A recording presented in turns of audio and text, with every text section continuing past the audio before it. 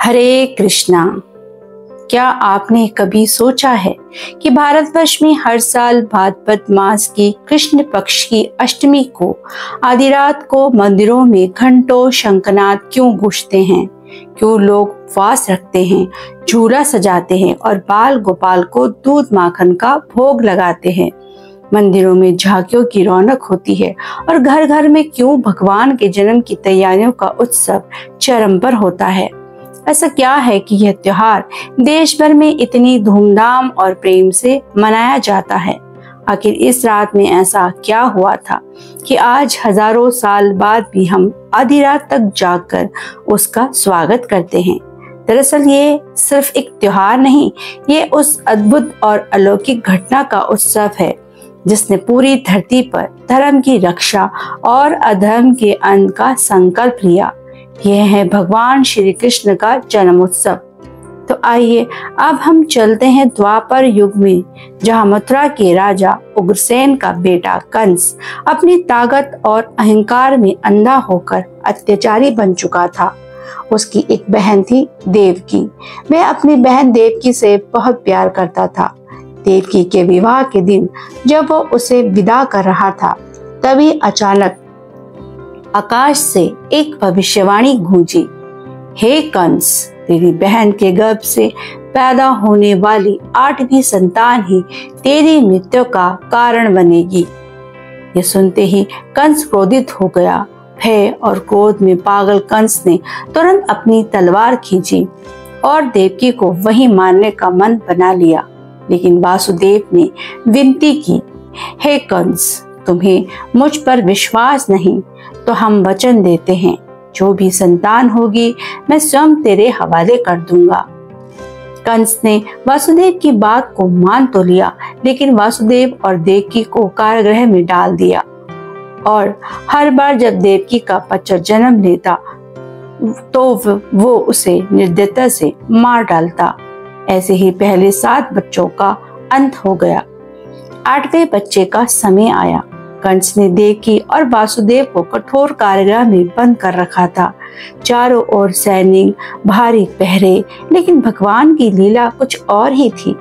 भाद्रपद मास की कृष्ण पक्ष की अष्टमी की आधी रात जब तूफानी हवाएं चल रही थी, आकाश में बादल गरज रहे थे, तभी कारागृह में दिव्य प्रकाश फैला और भगवान विष्णु का 4 भुजाओं वाला स्वरूप प्रकट हुआ। उन्होंने कहा, मैं तुम्हारा पुत्र बनकर आया हूँ वासुदेव। मेरा जन्म तुम्हें मुक्त करने और धर्म की रक्षा के लिए हुआ है।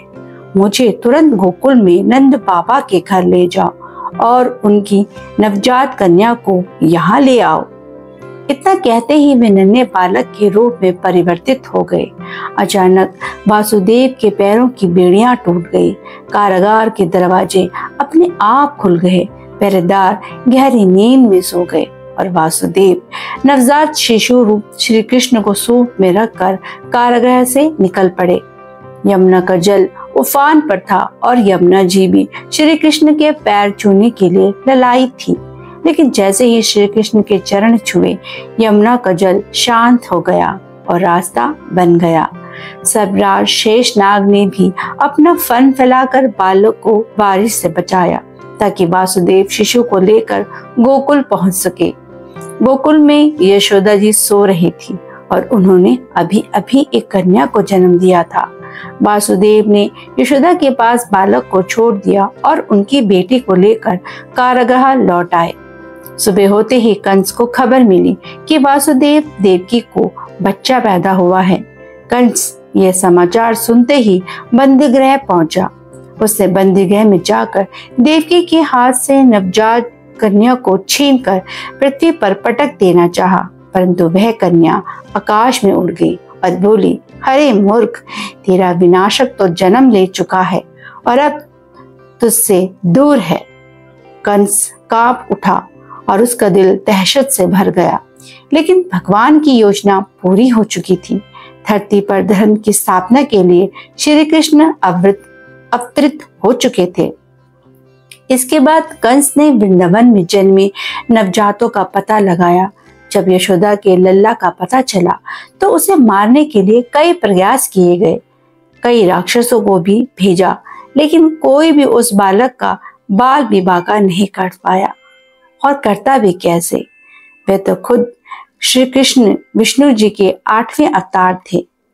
कंस को यह एहसास हो गया कि नंद बाबा का बालक ही वासुदेव देवकी की 8वीं संतान है।